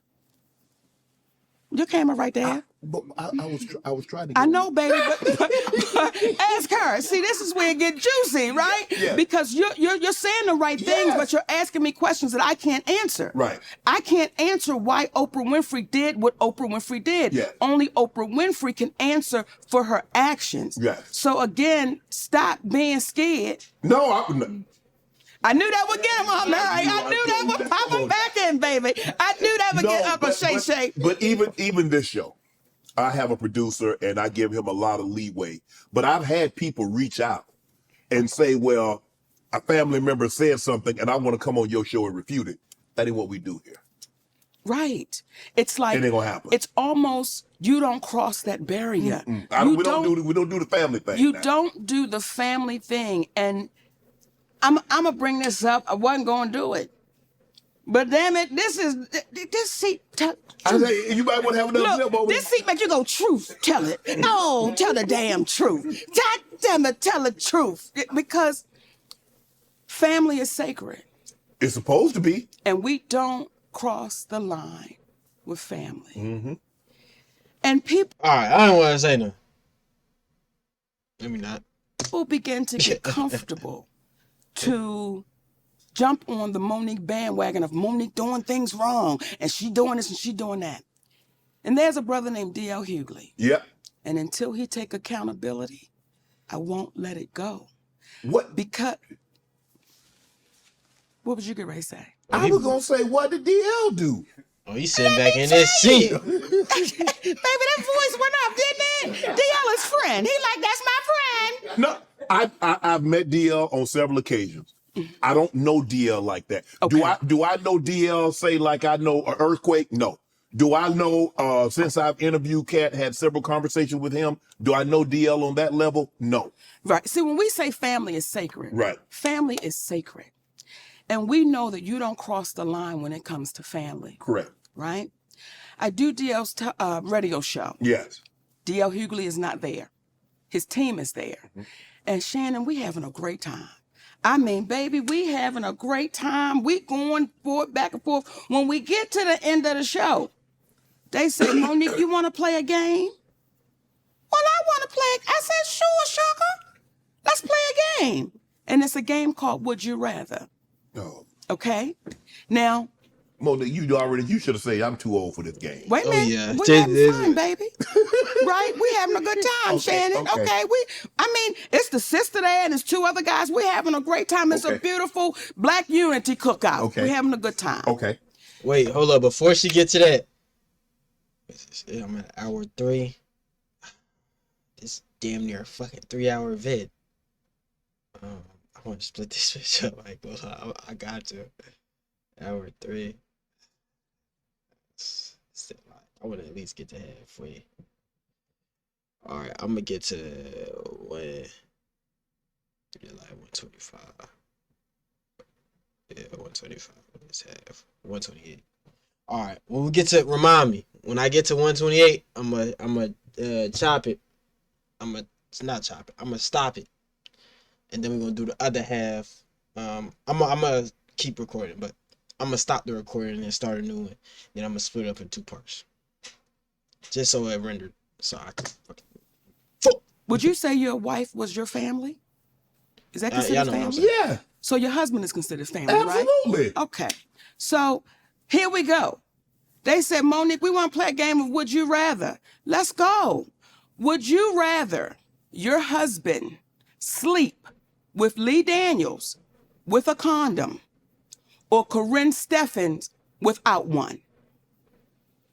Really, Monique? Now, as y'all are watching right now, who haven't heard this story, y'all going, they doing the same thing in the studio. They going, yeah, that was it. What? That is exactly what happened. Now, I said to the team, how does that uplift our community? I said, sister, and her name is Jasmine, how could you ask another sister that? Well, we just planned. I said, tell me the joke in that, because I don't know what you're insinuating. Then you're involving people that have nothing to do with nothing. Like, what are y'all doing? So I said, I'm going to call my brother. DL. I'm going to call my brother. I call DL Hughley on the phone. I say, hey, baby. Yeah. Huh? That's how he responds. Yeah. Did he know it was you? Yes, because they called him to let him know Monique's gonna be calling. Right. Like this, it was getting crazy. Right. I'm like, just let me get on the phone with my brother, right? Yeah. Hey, DL, yeah. I said, listen, I just got off the phone with your team, and they wanted to play this game, Would You Rather? And it was like, stupid. Like, asking me about my husband and Lee Daniels and Corinne Steffens, and his exact words, well, that's how we do it. I said, DL, how does that uplift our community? And again, I don't know what y'all trying to insinuate, but brother, what you doing? Like I said, that's just how we do it. So it is what it is. Now, it got so ugly that my attorney had to send a cease and desist. So it never aired. So we have, like, when Cat Williams talk and people, truth tellers talk, we have receipts to everything we're saying. That's how that whole thing got started, okay? It's family. My husband is my family. Yeah. Now, you babies that are really good with this internet, through the years, I've watched DL speak ill of me. Through the years. I never knew DL Hughley had a problem with me. But when Cass said they all a group, he forgot to put DL Hughley in the group. Through the years, I was bitter. I was dangerous with what I was doing, saying that it was inequality. My husband didn't know what he was doing. This went on through the years. I was unloved, all of these things. And I said to myself, I'ma see you. Gotta charge my I'ma see you. my white I screen. didn't go on nobody's show. I didn't say nothing to nobody, but I knew the time would come that I would see him. We were scheduled to do a show in Los Angeles. I was the headliner of that show. His name was on it, then his name came off. I didn't question it, but I knew I'ma see him, right? Eventually. Okay, now we have a show in Detroit. Contractually, I was the headliner. D.L. Hughley posted a memo. Now, when you signed your deal for the Ravens, did you sign a contract or a memorandum? I signed a contract. You see how you say that? Like anybody that knows good business, you sign. The memo is saying this is what I would like, Right. but the contract is saying this is what it is. Okay? Yes. He put out a memo to our community, and that touched me a little different because I was saying, why would you lie to our babies? Because now they're thinking if they send somebody a memo, that's what they're supposed to get. Okay? I was contractually signed to go as the headliner. Right. I mean, you go last. D.L. Hughley didn't come into the building until 9:30. Now, contractually, I said I have to be on stage by 9:30 because if the show starts at 8, I refuse to keep an audience waiting. Right. That is disrespectful to the audience. Correct. When I went out on that stage, Shannon, I made sure everything I said, he heard me. Because now you're here and I'm going to say it to you. And I said some things on that stage that I said he was cowardly. And some folks said, how could you say that? How could you do that? And then I posted some things to say, this is what I meant. See, you came after my husband. And when you had a chance to fix it, when you had a chance to say, Mo, my bad, you know, we don't even get down like that. Right. You told me it is what it is. And until he's brave enough and courageous enough to say, this is what really happened, y'all. Y'all have never known me to be no shit starter. Folks ain't never known me to go over and kick a sandwich out of somebody's hand that's hungry. But what people do know is, if you kick me, damn if I ain't gonna kick you back. Right. Because that's fair play. Right. So there was one left out the pack. And when you have people that continually don't take accountability, that's why you see us in the state of affairs we're in. Yeah. I'm a firm believer, Mo, that everybody don't play the same. And someone once told me, what is joke to you is death to someone else. What is joke? That's why we don't play with people's families. No. When we had the Monique show, the radio show, listen, you can't come on here and speak ill of no one because we don't play like that because we know how this business works. Right. So when you allow that to happen, what do you think is going to come back your way? What do you think? And D.L. Hughley, please, no, brother, we still love you. Just take accountability for it. And we move forward. I remember reading something about the situation in Detroit. I didn't know the depth of the magnitude of it. I remember reading something about a memo about, I guess it's an addendum that was added on, but the contract is the contract. The contract is the contract. And what happens is because of the messenger, it was easy to pile on. It was easy to pile on. And then when you have our... Speaking on contracts, my boy just got cooked with a fucking contract. This guy's ass cooked, nigga. He was like, he sold his car. Let me not tell you. But he's trying to sell his car and stuff, man, and he ain't got no contract to sell that junk. So it's no bill of sale. So you really fucked if they don't pay you. Real shit. It's why you need contracts. They go sit in front of a white man and speak ill of their people. I'm like, y'all, what are we doing? What are we doing? What are we doing? What are we coming to that we're going to sit in front of this white man? I can't even say his name. I refuse. Everybody know who he is. We sit in front of him and we just let this man say any and everything about us, and then we go right in with him. That to me is dangerous. And y'all babies that's good with this little computer, don't take my word. You can just go through the years of this cat just running his mouth. And it's like, stop doing that, because what are we saying to the babies coming behind us? We're going to continue this, but I want to get into where you're from, the DMV. Yeah. Do you realize, like Chappelle, Martin, Tommy Davidson, Earthquake, yourself, what's in the soil in the DMV that got you guys? I mean, you've done television, stand up. All these guys have done television and stand up and are great at it. When you look at like Chappelle walked away from it and said, nah, I'm going to do my own thing because I'm not going to let you guys hold me hostage. Yes. But Martin still does television. Tommy Davidson doesn't do as much television. Quake is not in television. But he has, all his gigs going on. When you look at the success that a Chappelle, Martin, Earthquake is having, and you say, hold on, ain't none of them guys win no Oscar. Ain't none of them guys did what I did in on the movie set. And they're having the commercial sense that they're having. That should be more. If I was a white woman, do you know what my name would be? Wealthy. Melissa McCarthy. Oh my goodness. If I was a white woman, my name would be Melissa McCarthy. Same track.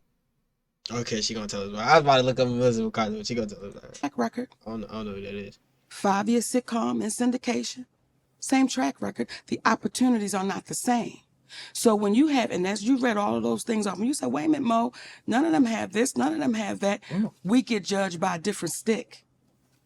We get judged by a different stick. And then when I had people judging me, I'm like, you judging me by your yardstick. Hold on, I gotta put a face to a name, because I don't know who that is.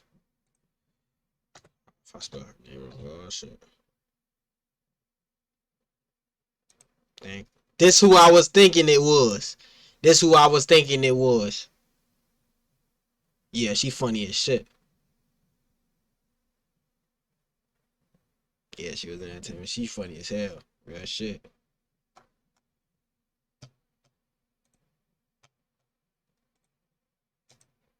You've not done what I've done. And I say that humbly. You've not had the accomplishments that I had. Right. When I hear Brother D.L. Hughley say, with that Netflix special, I just accepted anything, whatever they gave me. These are not my words, they're his. Right. Well, that's how you do business. I'm not mad at you accepting anything. Right. Why are you mad at me saying I won't accept anything? Right. That's the difference. It's like people were judging me. I was hearing people, Shannon, okay, I didn't know we had so many tender people in our group. Yeah. I didn't know we had so many tender love. I didn't know we had so many tender people, and I wouldn't want to be on the front line with these tender people where it's like, oh, I can't believe you said that. I can't. But is what I said the truth? Is what I said the truth? No, I didn't put no sugar on it. Right. It was shit. Right. And I didn't try to make it taste good. We got to stop running away from what is real, and we run into fantasy. And that's how come we keep staying where we sit. Mo, before you became Monique that everybody has seen over the last 2-3 decades, what were some of the jobs that you had that you like, man, this ain't for me? I mean, this is just a holdover. It's just a breeze. Every job I had, baby, it was special. Was it? Every job I had, baby. You were the best at it. Let me tell you something. I worked at the drive-thru in Popeyes. I worked in the drive-thru in Popeyes, and that was my microphone. Every time somebody came to that window, I was on stage. Welcome to Popeyes. My name is Monique. What would you like today? And they would say, hey, Monique. We need some more Popeye workers like that. I don't never get that shit at Popeyes. That's what I get. Drive up to the window. Sitting there for about, because you know they never come on straight away. They like, are you ready to order? We looking like, damn. Like, yeah, are you ready to order? Say your order. So like, okay, thank you. You can pull up to the first window.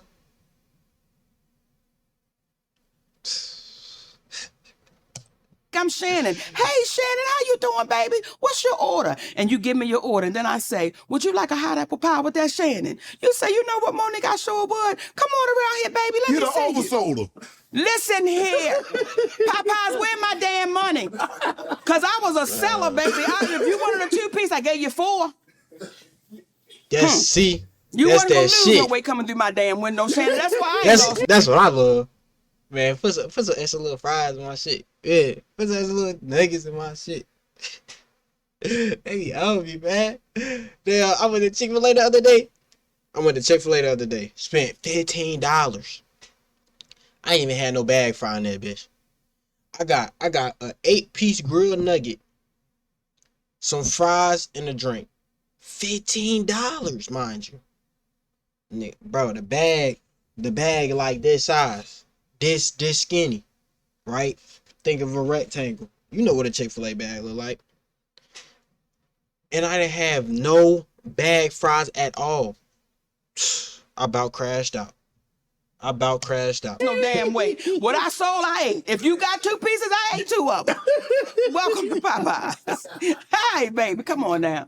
So that was your microphone. That was the beginning of Monique, because you was honing. Did you know that's what you were doing? What I knew I was doing was walking in my dream.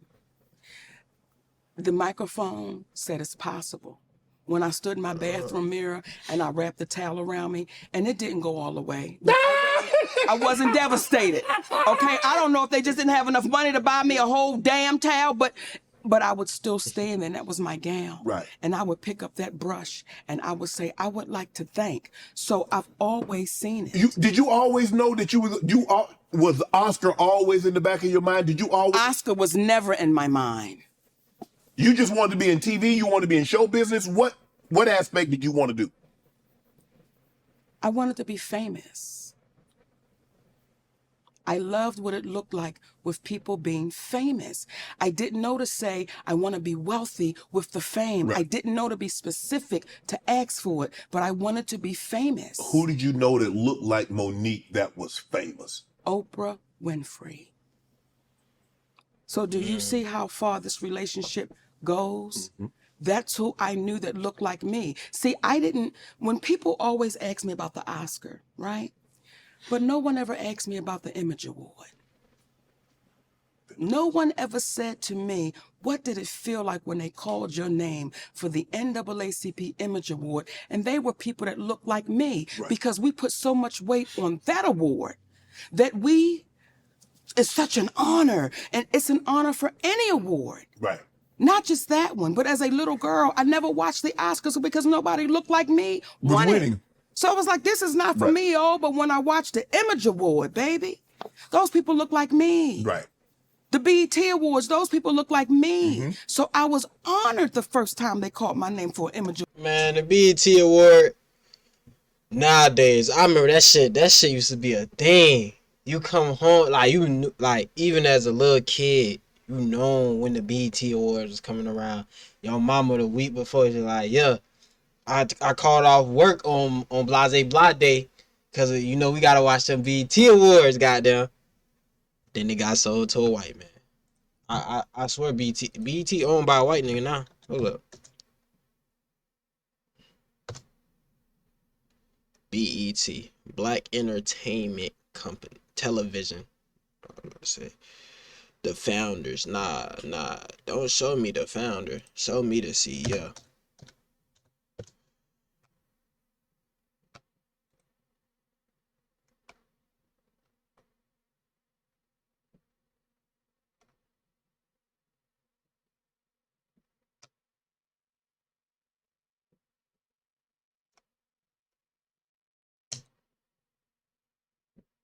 Owned by Paramount Global.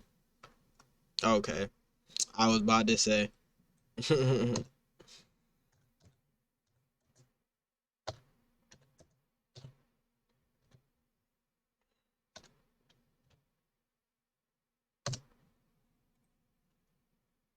Ah.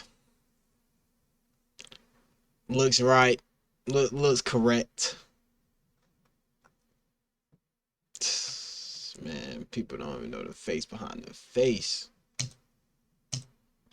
Award. When I tell you, Shannon, that night, baby, when they called this little fat girl name from Baltimore and the award goes to Monique, well, listen here. I got so good with them calling my name, and this is what had to humble me. You will get humbled, baby, when you just think they get ready to call your name. I had won it like 3 years in a row. This the 4th year. Uh-oh. Anyway, call my name again, Jay. Let me situate myself in my chair. You ask your husband, do I look good? So here come the category. Okay. Hey, baby. The best actress in a sitcom. They named me, Tisha Campbell, and I cannot remember the other sisters, right? I know they get ready to say, and the award goes to Monique. So I got to, because I'm a big girl, you got to scoot up. Yeah. So you can be ready to push up, right? So I scoots up and get my gown together. And the winner is Tisha Campbell. I said, all right, girl, go on and get that. That humbled my ass and sat right back down. But it was never the Oscar for me, baby. Right. It was never the Oscar for me. So how did stand-up happen? Stand-up happened on a dare. My brother came home one day and said he went down to the comedy club to do open mic night. Mm-hmm. And he did so bad. He said they was booing me, but I was 6 beers in, so I thought the booze was applause. So my boy had to say, man, nah, bro, this is stinking, right? So we cleaning out the pool. And he says, I said, if I was there, I would have said, and that was 30 minutes of what I would have said. Then he said, I dare you to go down next Wednesday and do open mic night. It was a club called Burke's in Baltimore. Mm-hmm. I went down that next Wednesday, Shannon, and I got a standing ovation. And from that moment to this moment. Were you hooked? I was. It is nothing like, and I'm sure you can appreciate and understand, when you walk out on that football field and you walk and you smell it and you walking into it and that little boy in you says, I'm here. Mm-hmm. I'm still there. That little girl in me is still saying, I'm here, but I'm a grown woman. Right. And I'm saying, now that I'm here, you got to pay for it fairly. If not, I'm good. I just have to walk away. How different is that Monique? Not just in age, but how different is that Monique to the one that's sitting right here on this couch? Oh, she grew up. That one was naive. Were you ever naive? Yes.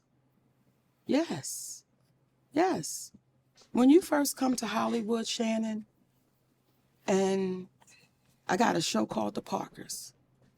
After I was in Hollywood less than 90 days. Wow. 90 days.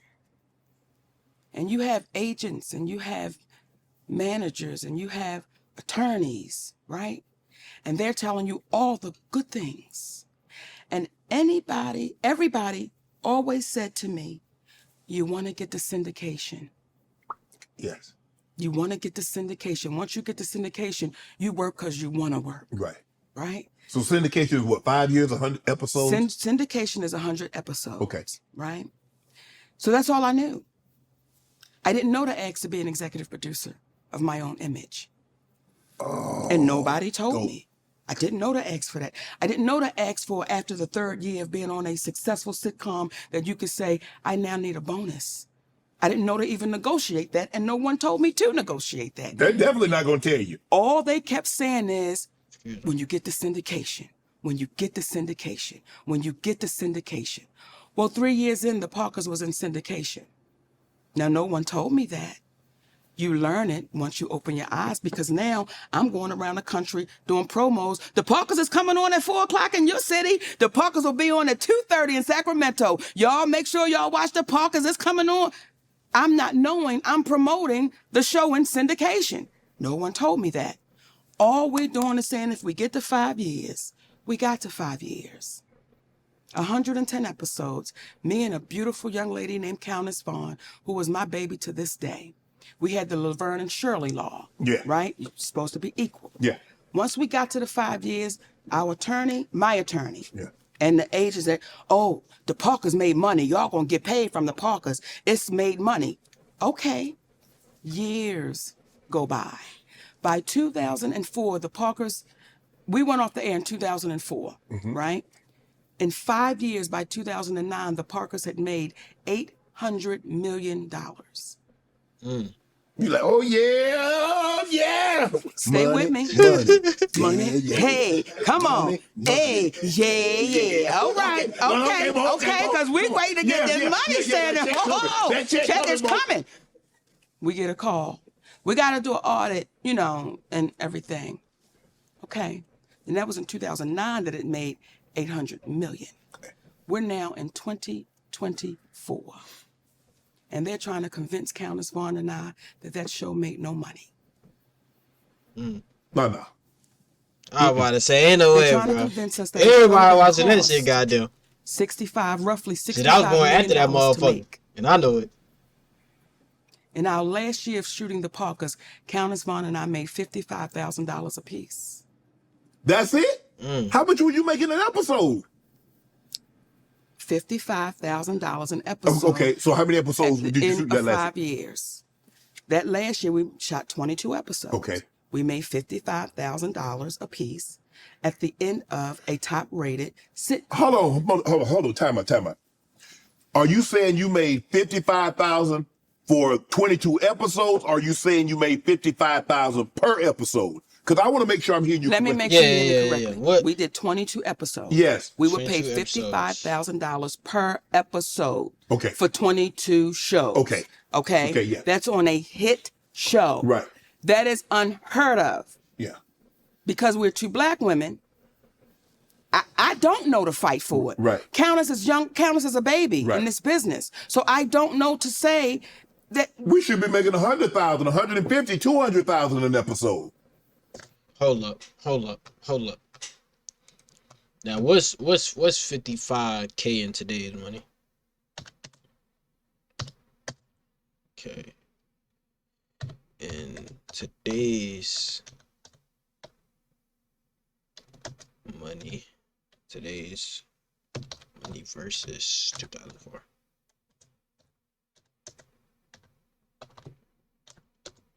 That's it. All right. In 2004, 55K is 91K today.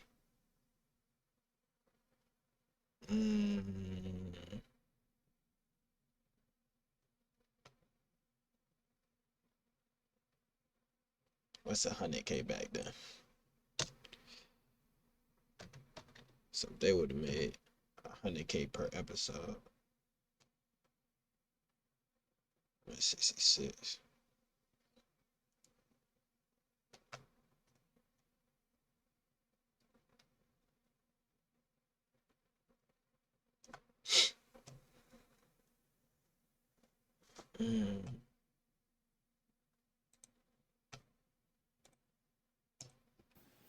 So now today, y'all want to convince us that show made no money?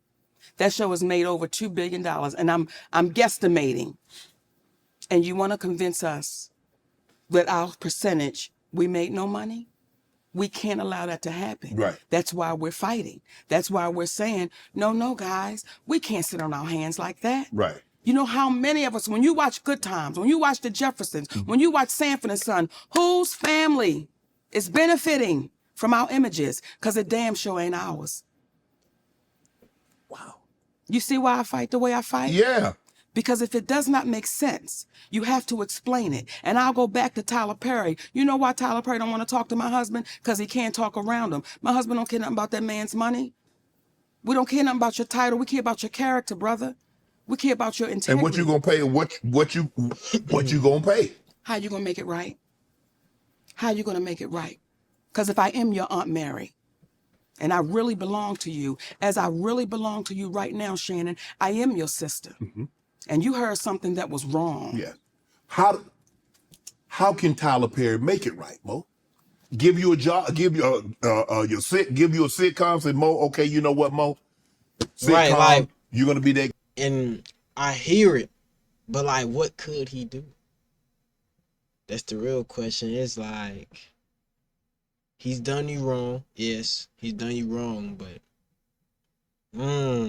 Executive producer, I'm gonna be a co-executive producer. You gonna do the sitcom. okay, If somebody producer. cost you, ShannonSharpe, millions of dollars, Yes. do you want to be compensated for what they cost you for a lie and a rumor? Yeah. So at that time, I was making roughly between $2 and $3 million a year. Right.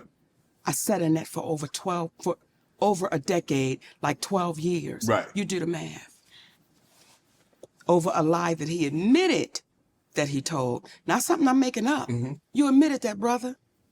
How do you make that right? I'm sure you got lawyers. Have you had a conversation? Well, what happens is when you take somebody at their word, time. We don't need to go to no lawyers, Tyler. You know what you did. Just Right. make it right. Right. And if he doesn't make it right, what will our community do? What will our community say? Because today it's me, tomorrow it's you. Then what? Yeah. We've got to hold him accountable. What Cat say? You got to tell Tyler Perry, come on now. You got to do it, Shannon. You got to tell him. You got to tell it. Mo, obviously, when you do stand up, you go to a lot of different cities, a lot of different clubs. Yes. It's a lot of different promoters. Has everybody always been on the up and up with Monique, or did you try? Sometimes people try to take advantage. You're female. You're black. You're heavy. You're not going to say that like Mr. from Color Purple. You're black. You're ugly. You're not going to do that, Shannon. But you know, people would try to take advantage of anyone, but seemingly like us, their team were willing to take more advantage of us. I've had to tell the promoters, call the police. Because either they're going to come get you or me. They trying to hold up on the money? Call the police. Because, and this was like $75. Can you imagine? $75, like, you know where we come from. Yeah. If somebody gets you for $25, that's a problem. Yeah, for sure. Imagine 25 million. You're goddamn. Yeah. We've seen people lose their life. Shit, 25 minutes. Shit. So I would have 25 minutes. Shit. I ain't gonna lie. Somebody hold my 25 minutes. Shit. I'm in there with straight taking fucking straight taking monologue, cuz. I'm gonna hit you with that. I will find you. And I will kill you. Shit. Life for $25. For sure. Imagine somebody getting you for millions. How you supposed to feel? Would you let it go?